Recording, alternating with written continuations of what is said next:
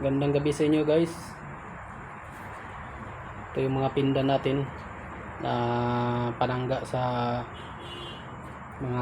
sa kulam at sa mga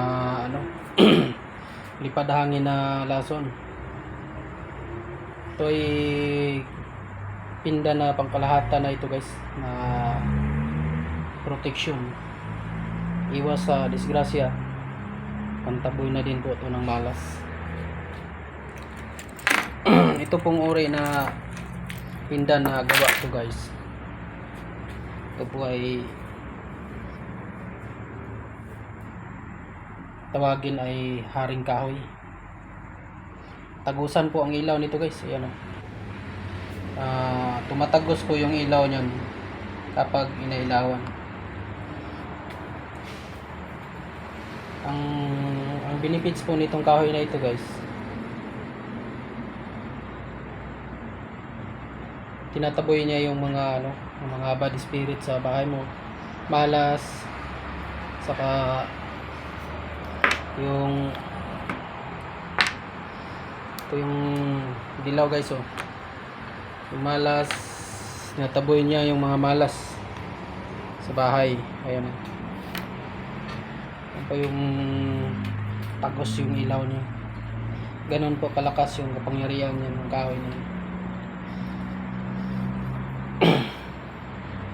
Tinataboy niya yung mga negative elements sa bahay mo. Tapos nagbibigay din po siya ng swerte sa pamamahay. Tapos yung pangpahalina din po siya ng negosyo ba, kung may negosyo ka, pangpahalina sa negosyo. Yung tinatawag na pangpaamo sa mga customer. Saka mabisa itong panlaban sa lahat ng mga gawa ng black magic, lalo na po yung mga kulam. Saka susumpain ka, hindi po yung tatalab yung ganun na mga gawain, kasi ito po ay mga pangyarihang kahoy, banal na kahoy sa lahat ng mga kahoy na banal. Ito po ay pangatlong kahoy sa mundo natin. Yung tinatawag dito ay haring kahoy sa lahat ng mga kahoy. Baga sinukuan, dignum, pangatlo, ito yung haring kahoy.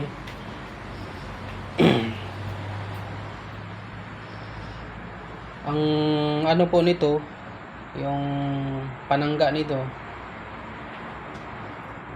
panangga po to sa mga taong may inggit sa inyo, may taong mga masama ang balak sa inyo, saka yung mga tao na halimbawa mayroong balak siya na masama sa iyo, hindi po matutuloy.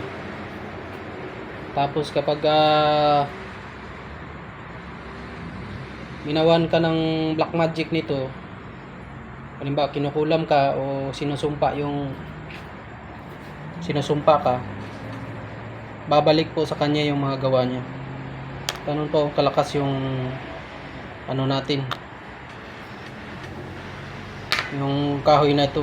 Kapag iniilawan na liwanag, lumiliwanag yung ilaw niya. Yan, lumiliwanag guys.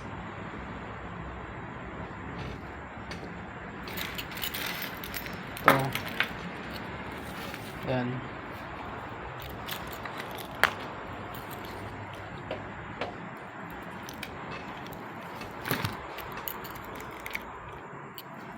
Ganyan siya na lumiliwanag, ganyan siya kaliwanag. Kaya malaking bagay po ito sa inyong bahay. Kapag mayroon po nakasabit sa bahay ninyo ito, magiging magaan ang pamumuhay ninyo. Yung takbo ng buhay ninyo maging magaan. Kumbaga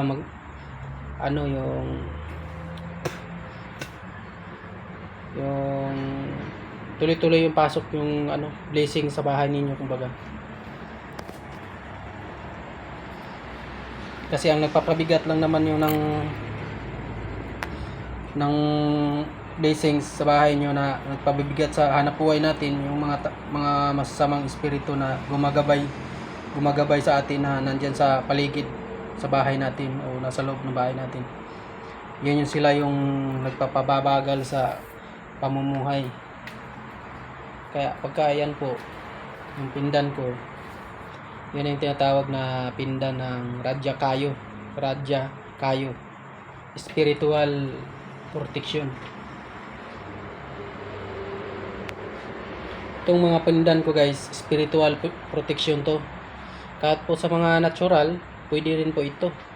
Kasi ito, lihis po ang iwas po sa ano to, yung disgrasya. Kunyari, kung pulis ka, halimbawa, nakabili ka ng ganito, iwas ka po nito sa disgrasya. Kumbaga, yung halimbawa, di natin masabi na nakahanap kayo ng barilan o may mga masamang tao kayong tinutugis, hindi po makaputok yung baril niya pag tinututok sa inyo, o kung puputok man, hindi po kayo tatabaan, nilihis lang po yung bala. Ganun po yung kapangyarihan nito. Basta gagamitin lang po sa mabuti. Lalo pong lalakas ang kapangyarihan nito ng kahoy ko na ginawa na pindan.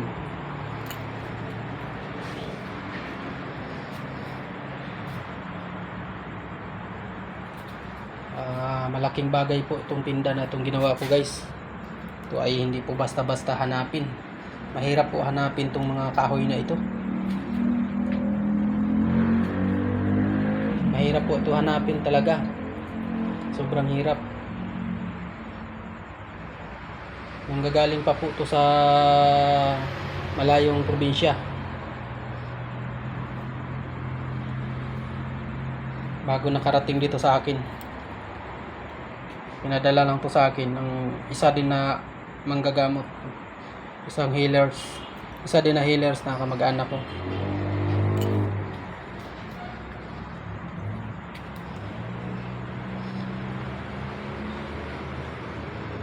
Sa probinsya po ito ng secure guys. Ang tawag nito ay panipas.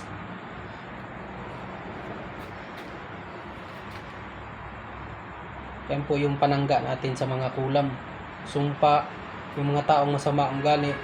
Kapag mayroon ka po nito, susuko po yan sila sa inyo. Kasi yung ugali nila, babalik po, susumbalik po sa kanilang sarili. Kaya po, pag mayroon kayong ganito, hindi po pwede yung mga masasamang tao na harap sa inyo. Kasi kung sa isip pa lang niya, na mag-isip pa lang siya ng masama sa iyo, mangyayari na sa kanya, kumbaga susumbalik na sa kanya kapag mayroon kayong hawak na ganito na uring kahoy. Magpaplano pa lang siya ng masama, mangyayari na sa kanya yon. Kumbaga hindi mangyayari sa iyo, sa kanya mangyayari. Ganun po ang kapangyarihan nitong kahoy na ito guys. Ganun siya na magbigay ng parusa sa mga tao na masasama ang binabalak. Ganun po, grabing tagos na parang ilaw na parang akala mo araw eh. Napakalakas. Napakalakas yung parang araw. Oh.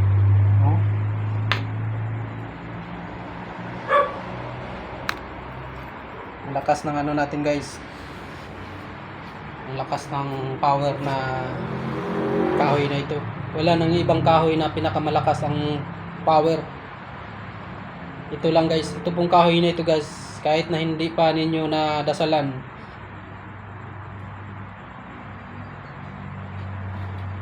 mayroon na pong nakapaloob dito na kapangyarihan na dati na siyang may kapangyarihan. Kasi may spiritual energy po ito, natural na spiritual energy. Alam nyo guys, ito madali lang to na gagamitin. Kung sakali na gusto nyo pong ibabad nyo lang, kung gusto nyo langis, ibabad nyo lang sa langis, maglangis kayo o sa niyog, pwede rin na kunyari sa mahal na araw maglangis kayo. Kung mayroon po kayong ganito, ibabad nyo lang po yung gamit ninyo, lalo na po siyang lalakas. Kung halimbawa naman, kung wala kayong langis, ibababad nyo lang po sa tubig to guys. Tapos tubig saka hangin ang nito, yung kung gusto niyo natural lang na konsagra. Ang natural na konsagrasyon nito guys, yung magkakarga kayo ng o kumbaga dadagdagan ninyo ang lakas. Tubig, saka ibabad nyo lang ng tubig tapos ibilad nyo sa hangin. O ibilad nyo sa mainit na yung ibilad nyo sa araw. Kumbaga yung manggagaling ang ano lang niya, konsagrasyon, tubig saka hangin saka araw. Pagka natuyo na, saka nyo na po kunin. Ganun po ang kasimple ang nito guys, na lalo nyo mapapalakas. Kung gusto nyo naman po, maglangis kayo. Pwede po nyo na ibabad lang yan sa langis, na langis ng nyug. Maglangis kayo ng yung araw ng Biyernes Santo. Ganun lang po ang kasimple ang nito guys. Napakalakas po nito. Kaya po pinakilala ko po sa inyo itong aking hawak na banal na kahoy na haring kahoy. Na marami ang dala. Na isip lahat po, pangkalahatan na po itong depensa. Wala po, hindi po ubra dito ang mga gawain na yung mga gawa ng demonyo. Hindi po, talagang kinakatakutan ng demonyo tong kahoy na ito. Sisigaw talagang demonyo nito kapag nakakita ng ganitong kahoy. Yan ganyan po yung kalakas. Saka itong uring kahoy na ito guys, bumibuelta din po ito sa mga tao na may mga masasamang balak sa inyo. Kusa na po siya na bumibuelta. Saka maganda po siya sa sa tindahan, pampahalina ng mga pampahalina to pampahalina, pampaswerte sa tindahan, pampaswerte sa bahay, iwas disgrasya sa kung halimbawa nagmumotor kayo o namaniho kayo o mga sasakyan, iwas disgrasya din po ito. Ganito po yung kapangyarihan yan, yung kahoy na king, yung tawag na king. Sige guys, pakisuportahan po yung aking channel na maliit. Subscribe at saka like, share sa aking channel na maliit lang. O kung sakali naman na mayroon kayong mga kamag-anak kayo na may sakit espiritual, mag-PM po kayo sa aking channel para gamutin natin. Sige guys, bye-bye sa inyo. Maraming salamat sa pagsuporta. Yung mga bago pa lang nanonood dyan, paki-pindot naman yung aking yung bell button, saka paki-subscribe naman po. Paki-subscribe po ninyo.